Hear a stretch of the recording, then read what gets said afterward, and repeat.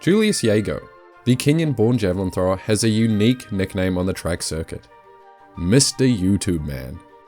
He's the 2015 world champion and the 6th best in history to ever do it.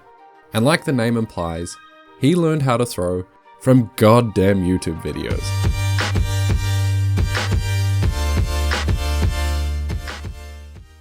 Julius Yego's journey was one filled with constant resistance. For starters, he was born in Kenya, a country famous for its absolute focus and dominance on distance running. And I mean really dominant. Have you seen the men's marathon all-time list? Out of the top 50 marathoners in history, 30 are Kenyan. So yeah, my point, javelin, not on Kenya's sporting priority list. Okay, so he was born and raised in rural Kenya. No cars, roads, electricity, and an 8-kilometer hike barefoot to his school. He only has fond words to say of his home, and even shows his original bedroom he grew up in.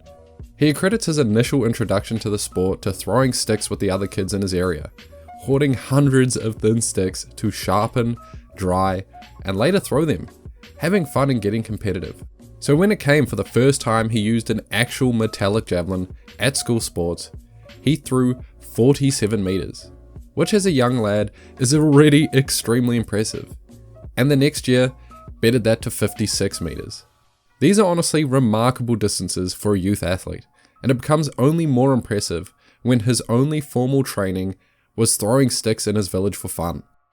Already realizing his talent in school, he decided then that he wanted to take the sport seriously. But Kenya being the distant running nation it is, there were no qualified coaches to take him on, and he would spend his days training alone. So obviously, he did what any kid who wants to learn a quick skill does. He bloody YouTubed it. Tutorials, online coaches, but most importantly, watching some of the greatest javelin throwers throughout history.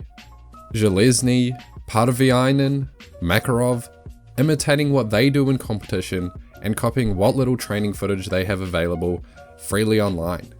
And this didn't just last as a youth athlete. He was doing training like this for years, alone, learning from YouTube all the way into the senior grades, and it showed results. 2006, he won the national junior title and broke the Kenyan junior record with a throw of 67 meters. 2008, he wins his first senior title. In 2009 and 2010, he defends his national title, throwing 74 and 75.44 meters.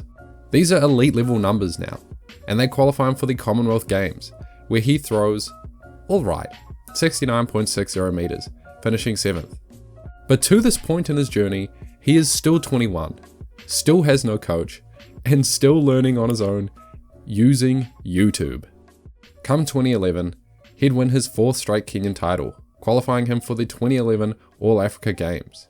Here he'd become Kenya's first ever champion in the javelin, hitting his best mark yet, 78.34 meters, bettering Kenya's 14-year-old national record, previously held by Paul Lagarde, and still, again, all without a coach. Word was spreading of some of his achievements, and after years of dedication, basically doing the sport for no other reason but to compete and because he loved it, he was rewarded by the AAAF, a 6-month scholarship to train alongside elite javelin coaches in Europe.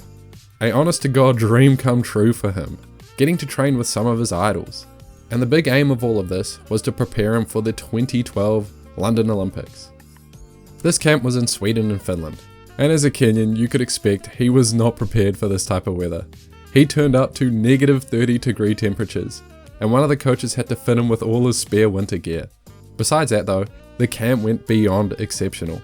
Only after 2 months of his first real taste of elite coaching, he'd further improve his best to 79.95 meters, which was the Olympic B standard qualifier.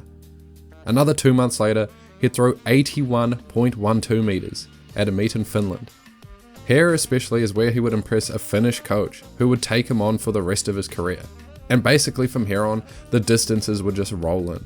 Less than 30 days later, he would further his best again at the Olympics in the qualifying round, securing a spot in the final and being the first Kenyan to ever do so.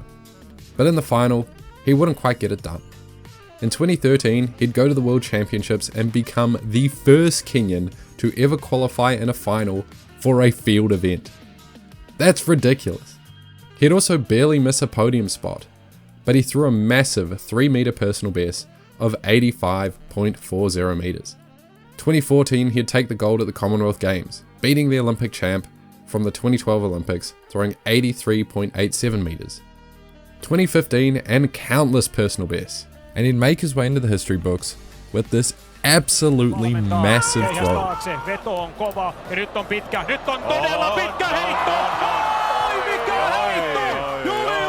92.72 meters, making him the 6th best to ever do it, to win gold at the 2015 World Championships, only centimeters shy from the championship record. 2016, an Olympic silver in Rio, and that's kind of where his story slows down. High 80 meter throws became the yearly norm, but he struggled to throw big at the big meets.